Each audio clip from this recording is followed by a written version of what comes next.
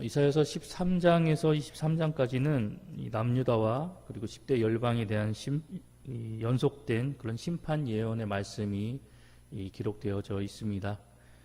그중 오늘 우리가 함께 살펴본 이사야서 22장은 예루살렘과 그리고 하나님의 백성을 악으로 이끈 이 관료에 대한 이 심판 예언의 말씀이 기록되어져 있습니다.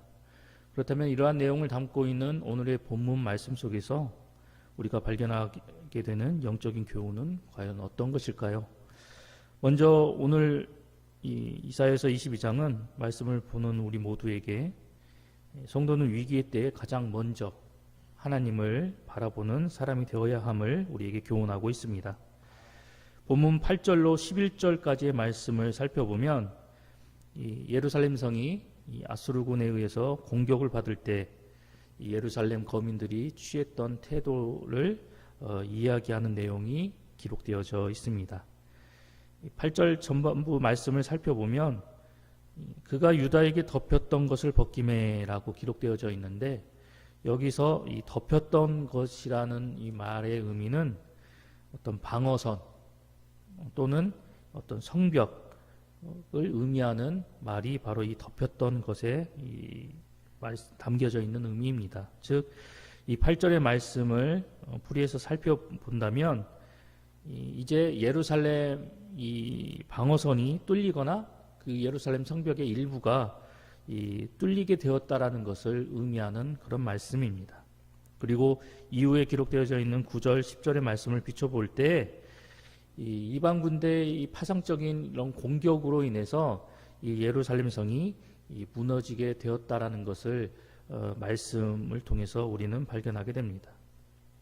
그런데 이때 당시에 이 예루살렘 성은 이 성 자체가 이 높은 이 고지대에 건설이 되었고 그리고 이로 인해서 웬만한 공격에는 끄떡하지 않을 정도로 튼튼하게 지어졌던 성벽이 바로 예루살렘 성이었습니다. 그런데 오늘 본문의 말씀에서 기록된 바와 같이 그렇게 튼튼한 이 예루살렘 성이 이방 군대의 강력한 공격으로 인해서 이제 무너져 내리게 되었다라고 이야기를 하고 있습니다.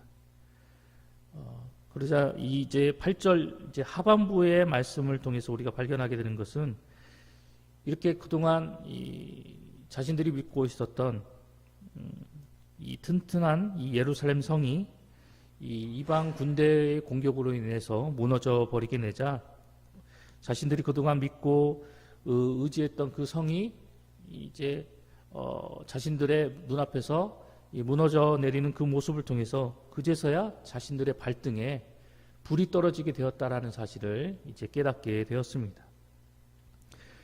이를 통해서 그들이 이제 보인 반응에 대해서 쭉 기록이 되어져 있는데 그들이 먼저 보인 반응이 무엇입니까? 말씀을 살펴보면 맨 먼저 숲을 곡간을 바라보았다라고 이야기를 하고 있습니다.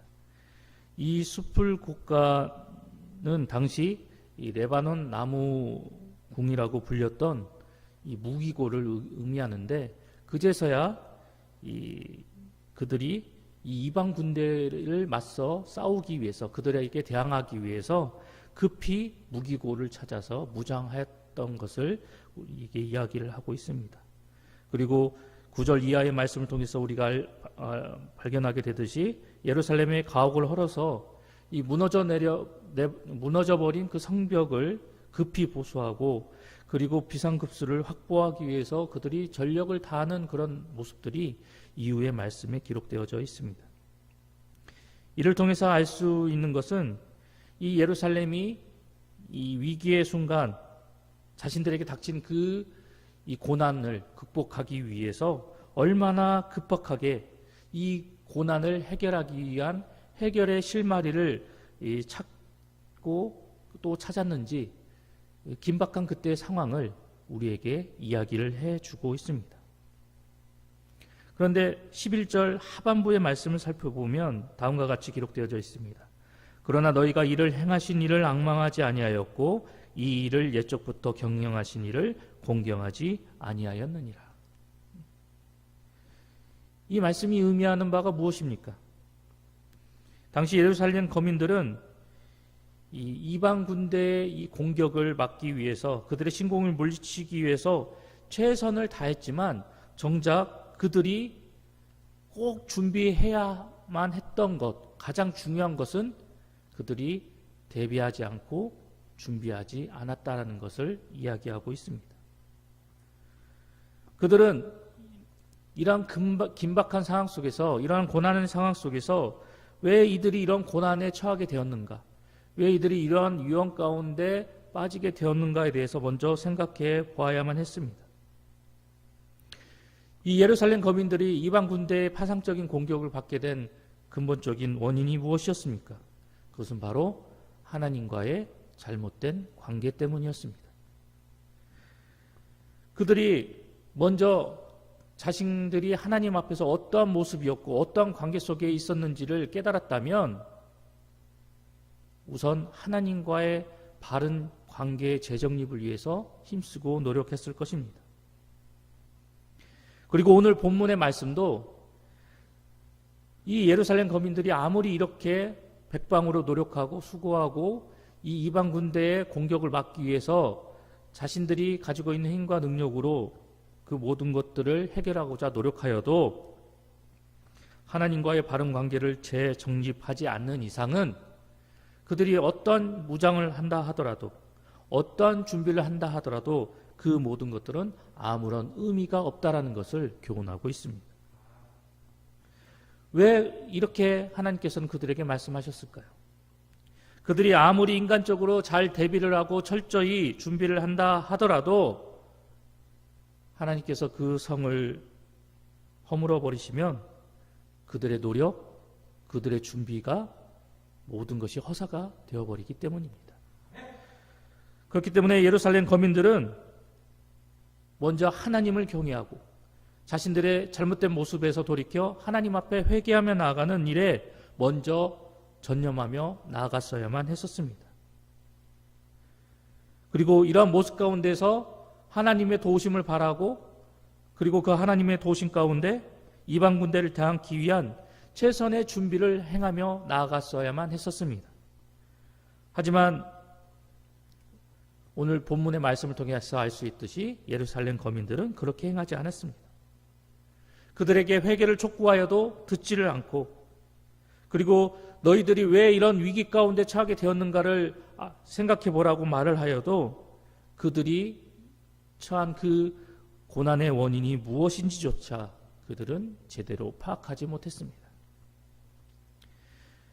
유다 백성들은 자신들에게 닥친 이 위기의 순간, 이 고난의 이 순간 속에 먼저 하나님을 바라보았어야만 했었지만 그들은 하나님을 바라보지 않고 하나님을 떠올리지 않고 그저 인간적인 수단과 노력을 기울이기에만 급급하였습니다.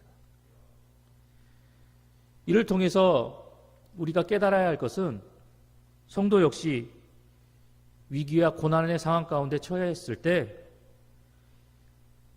상황과 환경을 바라보는 것이 아니라, 주변의 사람을 먼저 바라보는 것이 아니라 가장 먼저 하나님을 바라보고 하나님을 떠올려야 한다는 것입니다. 그리고 우리에게 고난이 닥칠 때, 우리가 위기 가운데 처하게 되었을 때는 거기에는 분명한 하나님의 뜻이 있다는 것을 우리가 깨닫고 그 속에서 먼저 하나님을 바라보고 그리고 하나님께 도움을 간구하며 나아가는 성도가 되어야 합니다. 세상의 것을 바라보지 말아야 할 것입니다. 그리고 주변의 사람을 통해서 그 위기를 극복하려 하지 말아야 할 것입니다. 먼저 하나님만을 바라보고 하나님을 의지하며 하나님의 뜻과 방법대로 내가 처한 위기와 고난을 극복해 나가기를 소망하며 하나님의 도우심을 간구하는 성도가 되어야 할 것입니다. 시편 107편 19절과 20절은 다음과 같이 우리에게 이야기합니다. 이에 그들이 그들의 고통 때문에 여호와께 부르짖음에 그가 그들의 고통에서 그들을 구원하시되 그가 그의 말씀을 보내어 그들을 고치시고 위험한 지경에서 건지시는도다. 내 삶 속에 위기가 찾아올 때 우리는 다른 그 무엇보다도 먼저 하나님을 바라보는 우리의 모습이 되어야 할 것입니다. 그리고 그 고난과 위기 속에서 나는 하나님 앞에서 어떤 모습으로 나아가고 있는가를 살펴보아서 하나님과의 바른 관계를 정립하고, 그리고 그 고난과 시련을 통해서 우리에게 말씀하시는 하나님의 뜻과 그리고 하나님의 말씀이 무엇인지를 깨달아서 우리가 하나님께서 원하시는 온전한 모습으로 우리의 모습을 되돌이키고 그 고난과 시련을 온전히 극복하며 이겨내 나갈 수 있도록 하나님의 도우심을 간구하며 나아가는 우리 봉상의 모든 성도님들이 되시기를 소망합니다. 계속해서 오늘 본문의 말씀이 우리에게 주고 있는 영적인 교훈은 하나님 앞에서 주어진 오늘을 우리가 최선을 다해서 충성되이 살아나갈 때 우리는 영광의 그날을 예비할 수 있다라고 우리에게 교훈하고 있습니다. 본문 16절 말씀을 살펴보면 이 셈나라는 인물이 등장을 하고 있습니다.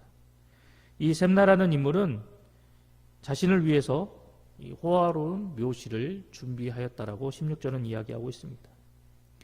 그런데 이 셈나라는 사람이 자신을 위한 호화로운 묘시를 준비한 이 까닭에 대해서 살펴보았을 때 그것은 당시 사람들의 이 사후 세계관, 죽음 이후의 이 세계관과 밀접한 연관이 있음을 우리는 발견하게 됩니다.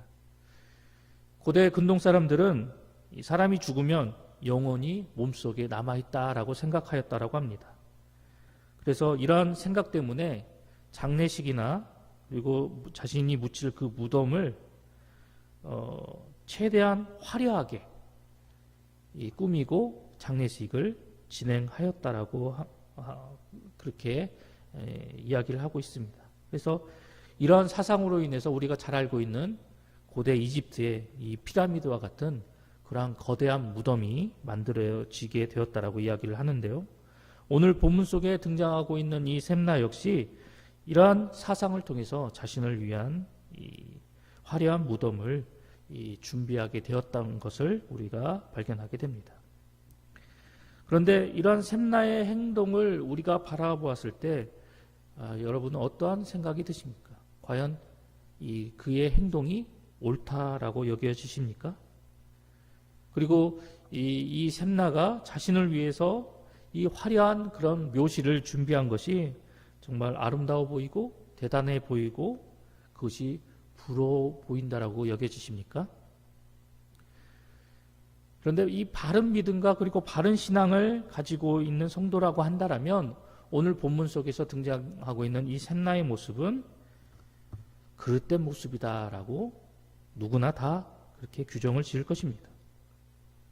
오늘 이 본문 속에 등장하고 있는 셈나가 보이는 이런 일련의 행동들은 아름답기보다는 추한 행동이며 대단하고 부러운 것이 아닌 한심스럽고 부끄러운 행동이다라고 말할 수 있습니다.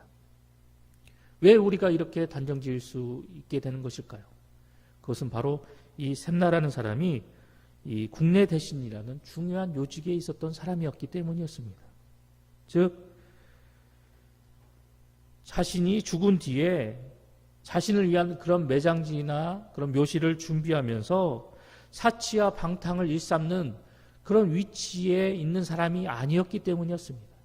그렇기 때문에 우리가 이 사람을 이렇게 평가할 수 있는 것이죠.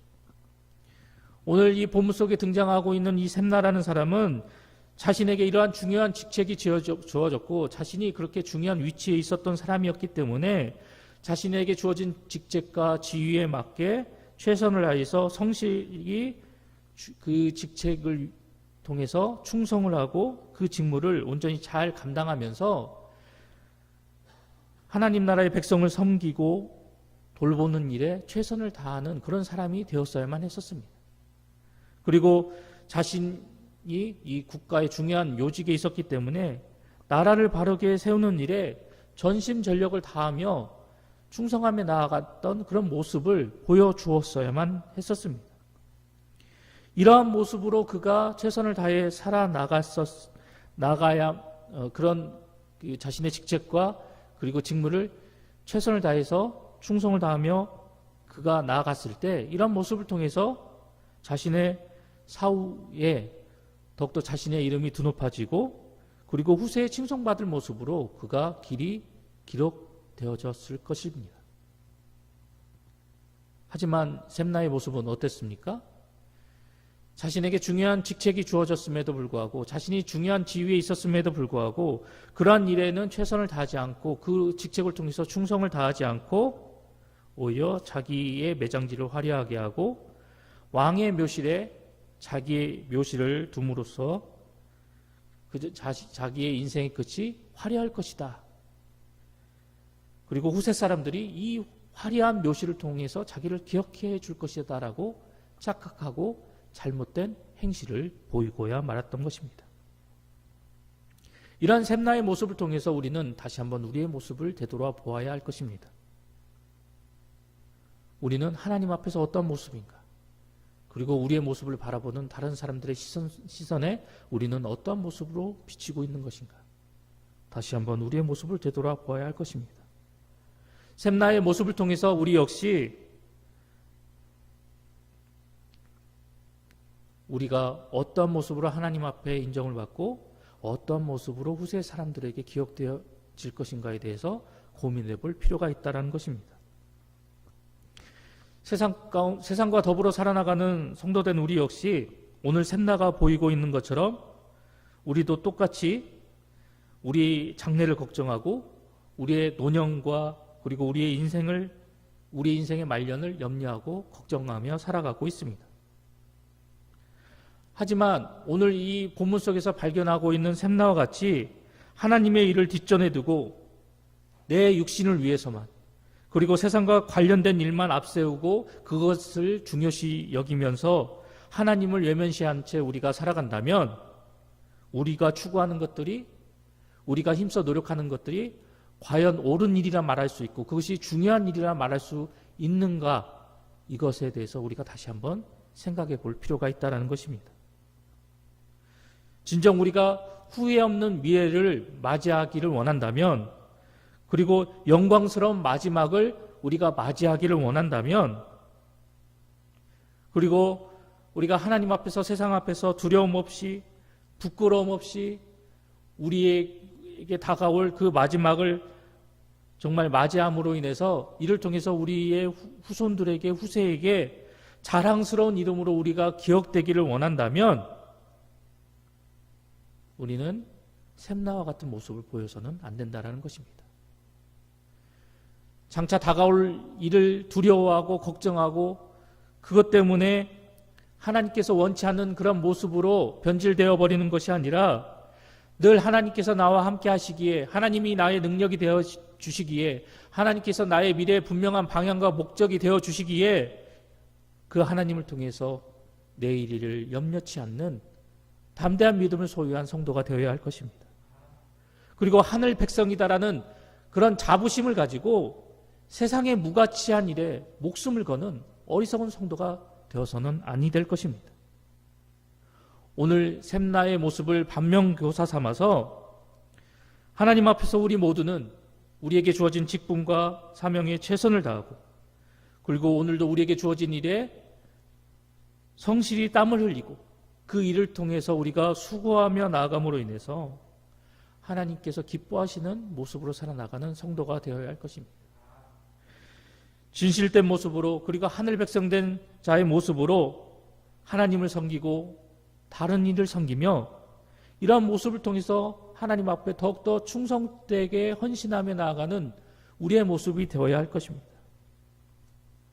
우리가 이러한 모습으로 나아갈 때 우리가 굳이 우리의 미래를 위해서 수고하지 않아도 장차 다가올 미래를 위해서 우리가 노력하지 않아도 이러한 모습을 통해서 우리는 하나님 앞에서 그리고 많은 세상 사람들 앞에서 복의 사람으로 기억되어질 것이며 더 나아가 이러한 하나님 앞에 헌신하고 충성된 모습으로 인해서 그리고 하늘 백성으로서 하나님을 섬기고 세상 모든 사람들을 섬기며 나아가는 이런 진실된 모습을 통해서 우리는 결국 영원한 생명책에 기록되어지는 그런 은혜의 사람으로 하나님 앞에 우뚝 세워지게 되어질 것입니다.